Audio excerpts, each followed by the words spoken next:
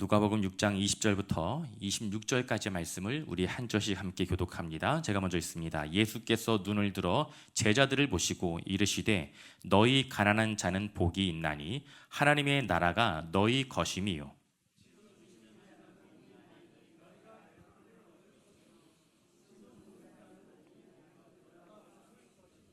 인자로 말미암아 사람들이 너희를 미워하며 멀리하고 욕하고 너희 이름을 악하다 하여 버릴 때에는 너희에게 복이 있도다.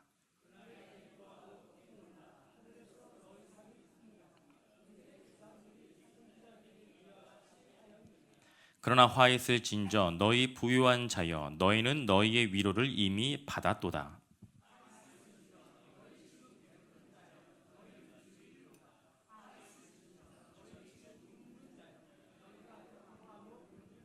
함께 있습니다. 모든 사람이 너희를 칭찬하면 화가 있도다. 그들의 조상들이 거짓 선지자들에게 이와 같이 하였느니라. 아멘. 27일 주일 이날은 찬양대가 없다고 말씀드렸는데 또 이 기회를 또 은혜로 받아들이시고 이날은 이제 단풍이 이제 물들고 있잖아요, 그렇죠? 좋은 기회로 삼으시고 단풍 보러 가시면 안 돼요, 여러분. 그날은 찬양대 연습하지 마시고 일찍 교회에 오셔서 기도로 예배를 준비하시고 은혜를 사모하시길 간절히 소망합니다. 실제로 그런 일들이 있어서 말씀드리는 거예요. 찬양대가 없다고 하니까 이제 3, 4, 5 짝을 이루어서 내장산으로 갈지 설악산으로 갈지 논의하시는 분들이 제 사역 경험에는 있었어요. 그래서 그렇게 하시면 안 되고 반드시 교회에 오실 수 있기를 간절히 소망합니다. 여러분, 예수님께서는 제자들 중에서 12명의 사도를 택하셨습니다. 그리고 그들과 함께 평지에 내려오신 후에 예수님께서는 제자들에게 말씀을 전하셨는데요.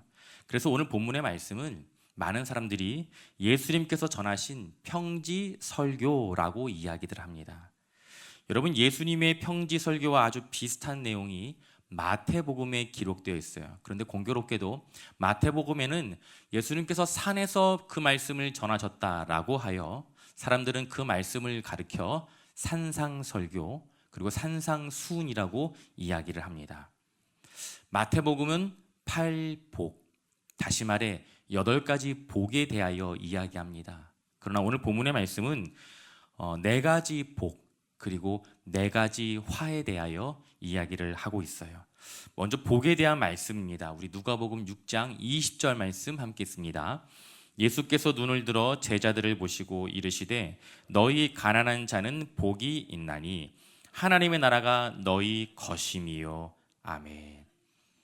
여러분, 예수님께서 말씀하신 복이 있는 사람이 누구입니까? 누가 복이 있다고요? 가난한 자는 복이 있나니. 이 말씀을 제가 읽는데 몇몇 분들을 제가 눈이 이제 마주쳤어요. 표정이 좋지 않음을 제가 느꼈어요. 여러분 중에 가난한 삶을 특별히 어떤 분의 이야기를 들어보니까 정말 찢어질 만큼 어려운 가난한 시간을 경험하셨던 분들이 우리 교회도 계셨더라고요. 여러분, 가난한 삶을 경험해 보신 분들이라면 가난한 자는 복이 있다, 이 말씀에 동의하실 수 없을 것 같아요. 왜 그렇습니까? 가난 때문에 꿈을 포기해야 하고 가난 때문에 나의 하나 남은 자존심 또한 내려놓아야 하고 가난 때문에 감당할 수 없는 상처를 경험했던 시간들, 심지어 가난 때문에 죽음까지도 생각하셨던 분들이 적지 않습니다. 저에게도 가난했던 유년 시절이 있었어요. 여러분, 지금은 우리가 잘 먹지 않는데 프리마 아십니까, 여러분? 그거 드셔보셨어요? 이제 저희 집이 이제 어려웠는데 그래도 집이 교회다 보니까 늘 커피는 끊이지 않았어요.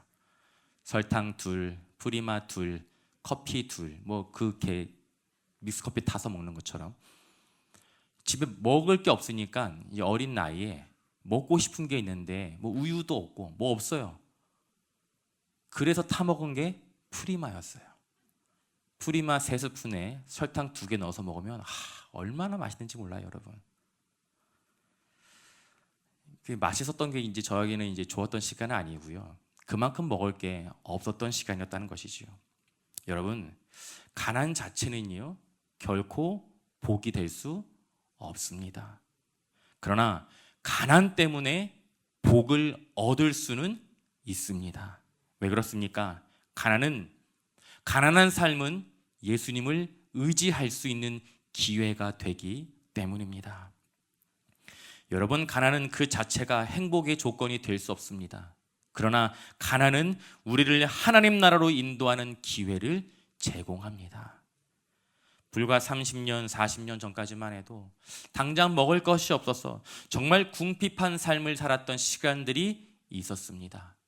오늘 무엇을 먹어야 할지, 아니 당장 이번 한 끼 무엇을 먹어야 할지, 그 가난 때문에 눈물을 흘리며 하나님께 도와달라고 간절히 기도하는 그 시간 가운데 하나님을 인격적으로 만나신 성도님들이 적지 않습니다.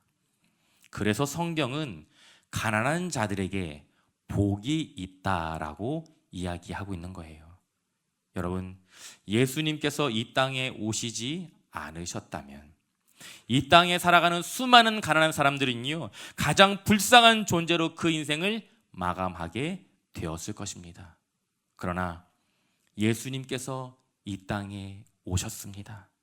그리고 반전의 은혜를 우리에게 허락해 주셨어요. 우리 함께 말씀 봅니다. 누가복음 6장 21절 말씀 함께 읽습니다.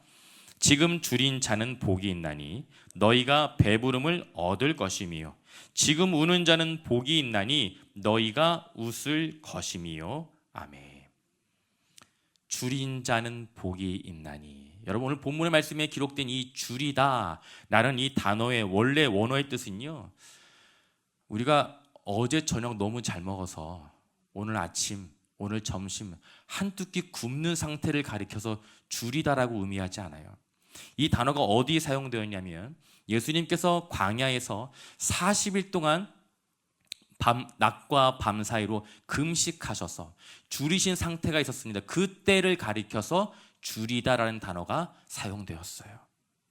여러분, 이스라엘 백성들이 만나와 메추라기를 얻게 된 장소가 어디입니까? 어디입니까? 광야예요. 하나님께서 약속하신 젖과 꿀이 흐르는 땅, 가나안 땅이 아니라 메마른 땅, 굶주림의 땅, 고난의 땅, 바로 광야였던 것입니다. 여러분, 하나님께서 베풀어 주신 이 기적과도 같은 은혜는 풍요로운 상태가 아니라 당장 내일 무엇을 먹어야 할지 염려해야 하는 상황 속이었습니다. 이어서 우는 자는 복이 있나니. 여러분, 오늘 본문의 말씀에 기록된 이 울다라는 원어의 뜻은 그냥 우리가 좀 어려운 그 사람들을 보면 감정이 복받쳐서 눈물 흘리잖아요. 그렇죠? 드라마 보면서 우신 적 있으세요? 집사님, 왠지 집사님 우셨을 것 같아요. 오늘 본문의 말씀에서 이야기하는 울다라는 이 단어는요, 우리가 그냥 감정이 조금 그렇게 좀 예민해져서 슬픔의 눈물을 흘리는 그 정도의 슬픔의 상태를 의미하지 않습니다. 이 울다라는 단어가 동일하게 누가복음 7장과 8장에 기록되어 있는데요, 누가복음 7장을 보면 나인성의 그 과부의 하나뿐인 독자 그 아들이 갑자기 죽게 되었습니다. 사랑하는 자식을 잃은 그 어미가 흘린 눈물, 그 울다라는 단어가 본문에 기록된 단어와 동일한 단어예요. 또 한 가지요, 누가복음 8장에 기록된 야이로의 딸, 회당장인 야이로의 딸이 죽게 되었어요. 이 소식을 듣게 된 수많은 사람들이 이 딸의 죽음을 두고 슬퍼하여 통곡하여 울었다고 기록하고 있어요. 그때 기록된 울다라는 단어가 오늘 본문의 말씀 우는 자는 복이 있나니에 기록된 울다와 동일한 단어입니다. 여러분, 우는 자는 복이 있나니 너희가 웃을 것이요. 여러분, 이 말씀이 이해가 되십니까? 어떻게 사랑하는 자녀가 죽었는데 어떻게 눈물이 아니라 웃을 수 있는 것입니까? 그러나 그 이유가 있습니다. 그 이유가 무엇입니까? 부활의 예수님을 만날 수 있기 때문입니다. 여러분, 누가복음 7장과 8장에 기록된 나인성 과부의 아들 그리고 회당장인 야이로의 딸은 예수님을 만나 예수님의 말씀으로 다시 살아나는 기적을 경험하게 되었습니다. 그러나 이들이 경험한 부활은요, 진정한 부활은 아니었습니다. 과부의 아들, 야이로의 딸 모두 다 이 땅의 삶을 마치고 언젠가는 죽었습니다. 영원히 살지 않았어요. 여러분, 성도의 부활은요, 예수님께서 다시 오시는 날, 그 재림의 날에 이루어지는 것입니다. 죽음은 인간이 경험하게 되는 가장 큰 두려움과 슬픔입니다. 그러나 성도의 죽음은 슬픔과 절망이 아닌 기대와 소망을 품게 됩니다. 왜 그렇습니까? 부활의 예수님을 만나게 되는 자리이기 때문입니다. 그래서 성도가 흘리는 그 눈물은 부활의 예수님으로 인하여 기쁨과 소망으로 변하게 되는 것입니다. 우리 말씀 볼게요. 누가복음 6장 22절 23절 함께 씁니다. 인자로 말미암아 사람들이 너희를 미워하며 멀리하고 욕하고 너희 이름을 악하다 하여 버릴 때에 너희에게 복이 있도다. 그 날에 기뻐하고 뛰놀라 하늘에서 너희 상이 큼이라. 그들의 조상들이 선지자들에게 이와 같이 하였느니라. 아멘. 인자로 말미암아, 누구 때문에요? 예수님 때문에 사람들에게 미움과 고통을 당하는 자는 복이 있나니. 왜 그렇습니까? 하늘의 상급이, 하늘에 예비된 상이 크기 때문입니다. 여러분, 믿음과 신앙을 지키기 위해 살아가는 삶은요, 사람들에게 인정받는 삶이 아니에요. 사람들에게 존경받는 삶이 아닙니다. 오히려 사람들에게 비난과 조롱, 수치와 멸시를 당하게 되는 삶이 바로 믿음을 붙들고 살아가는 삶인 것입니다. 제가 다니던 직장을 그만두고 신학교에 가겠다라고 결정하였을 때 제 주위에 있던 사람들의 반응은 축복과 격려가 아니었어요. 오히려 비난과 조롱이었습니다. 그런 이야기들 많이 하셨어요. 송인아, 니네 아버지와 니네 어머니가 그렇게 고생했는데 너도 고생하려고? 네가 그 일을 감당할 수 있을 것 같아? 여러분, 목사인 저의 아버지도 제가 신학교에 가는 것을 처음에는 반대하셨어요. 여러분, 예수 믿는 삶은요, 세상에서 성공을 보장받는 삶이 아닙니다. 오히려 고난에 뒤따르는 삶이라고 이야기하고 있어요. 그러나 믿음을 지키기 위해 선한 싸움을 싸우고 달려갈 길을 마친 성도에게 주어지는 상이 있습니다. 그것이 무엇입니까? 바로 의의 면류관입니다. 우리 함께 말씀 볼게요. 디모데후서 4장 7절과 8절 말씀, 디모데후서 4장 7절과 8절 말씀 우리 함께 읽습니다. 나는 선한 싸움을 싸우고 나의 달려갈 길을 마치고 믿음을 지켰으니 이제 후로는 나를 위하여 의의 면류관이 예비되었으므로 주 곧 의로우신 재판장이 그 날에 내게 주실 것이며 내게만 아니라 주의 나타나심을 사모하는 모든 자에게도니라. 아멘. 아멘.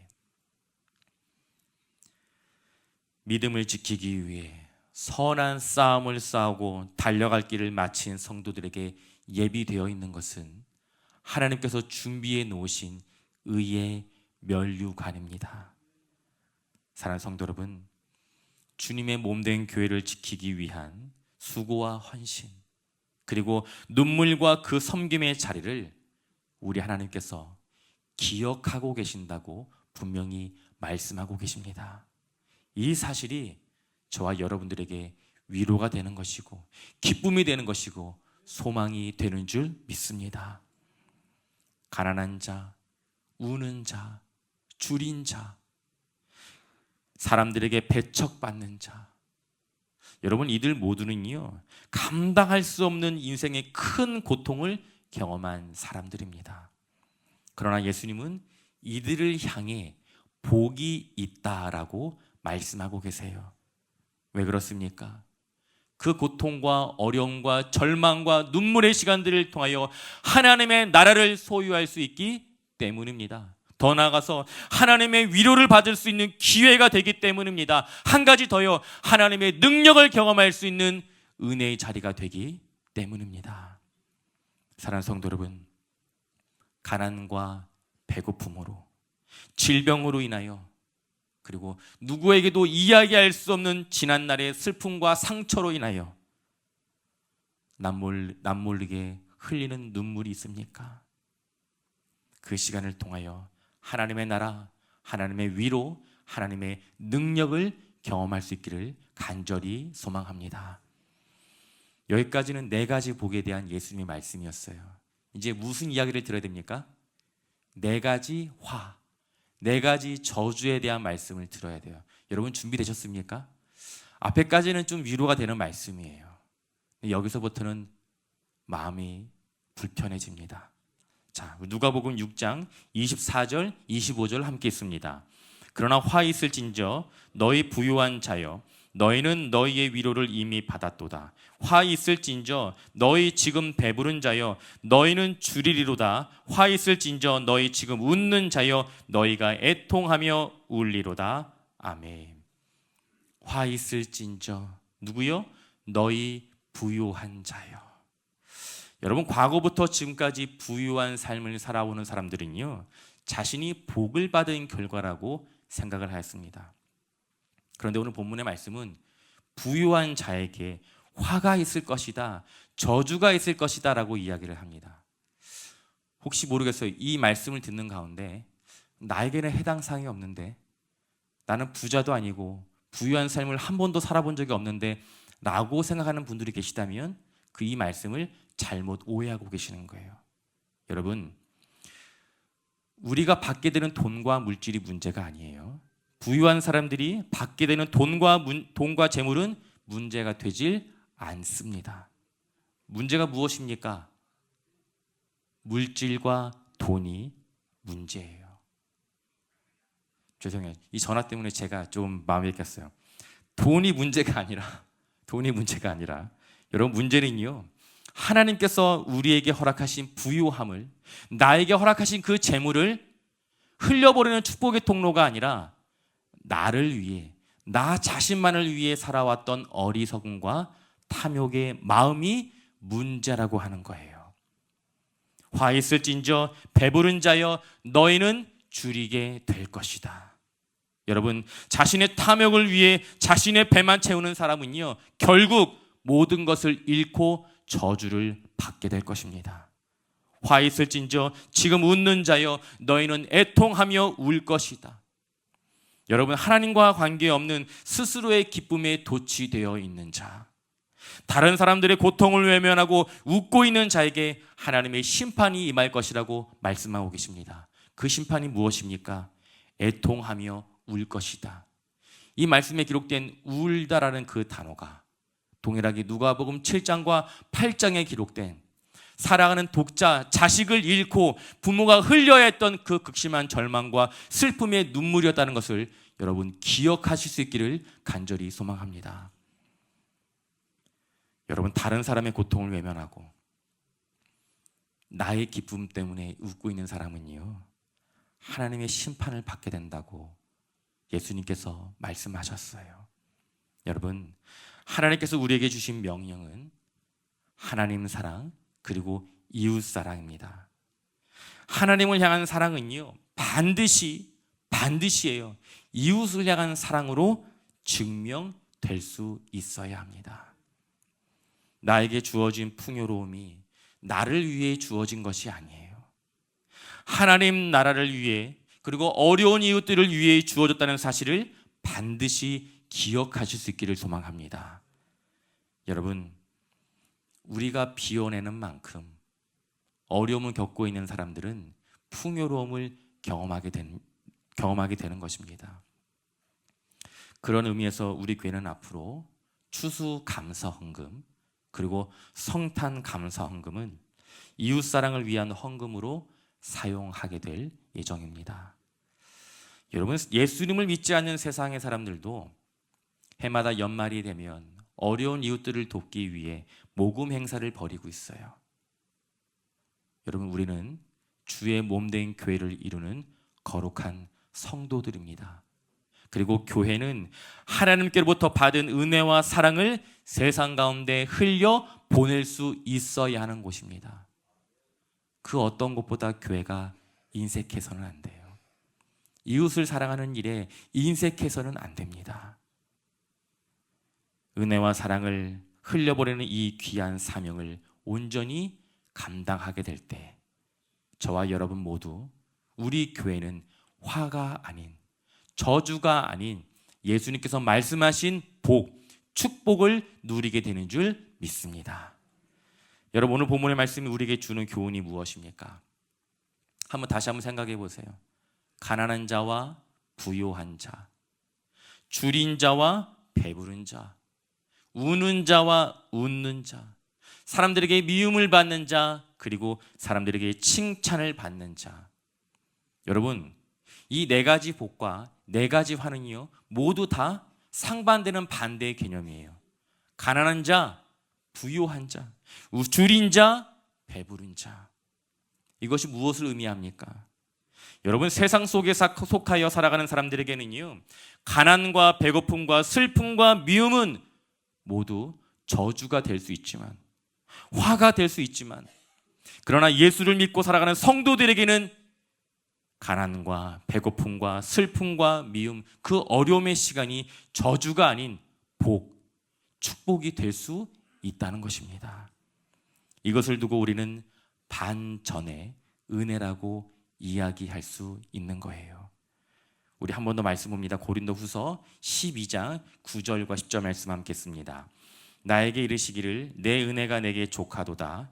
이는 내 능력이 약한 데서 온전하여 짐이라 하신지라. 그러므로 도리어 크게 기뻐함으로 나의 여러 악한 것들에 대하여 자랑하리니 이는 그리스도의 능력이 내게 머물게 하려 함이라. 그러므로 내가 그리스도를 위하여 약한 것들과 능력과 궁핍과 박해와 곤고를 기뻐하노니 이는 약한 강함이라. 아멘. 여러분, 사도 바울은 자신이 겪게 되는 능력과 궁핍과 박해와 곤고를 가리켜 기뻐할 수 있다고 고백하였습니다. 왜 그렇습니까? 사도 바울이 어떻게 이와 같은 고백을 할 수 있었던 것인가요? 그것은 성도의 약한 그때, 성도가 경험하게 되는 어려운 그 시간은 하나님의 강함을 경험하게 되는 은혜의 시간, 축복의 시간이 되기 때문입니다. 성도가 감당하게 되는 가난과 고통은 예수님을 붙들고 하나님 나라를 누릴 수 있는 가장 좋은 기회가 될 수 있습니다. 비록 이 땅에서의 삶이 녹록치 못하고 감당할 수 없는 고통과 절망 가운데 놓여 있을지라도 예수 그리스도를 따르는 그 인생은 복된 인생인 줄 믿습니다. 말씀을 정리하겠습니다. 사랑하는 성도 여러분, 형편없고 별 볼 일 없는 우리의 인생 가운데 예수님께서 찾아와 주셨습니다. 그리고 소망이 없는 우리의 삶 가운데 영원한 하나님의 나라를 꿈꿀 수 있는 소망을 우리에게 허락해 주셨습니다. 다시 말해 우리의 삶 가운데 반전의 은혜가 임하게 되었다는 것입니다. 가난과 질병으로 인하여 감당할 수 없는 슬픔으로 인하여 눈물을 흘려야 하는 그 고통의 시간을 겪고 계시다면 그 시간을 통하여 하나님의 나라를 소유하고 하나님의 위로를 받으며 하나님의 능력을 경험할 수 있는 저와 사랑하는 성동 중앙의 모든 믿음의 고석들이 되시길 예수님의 이름으로 축원드립니다.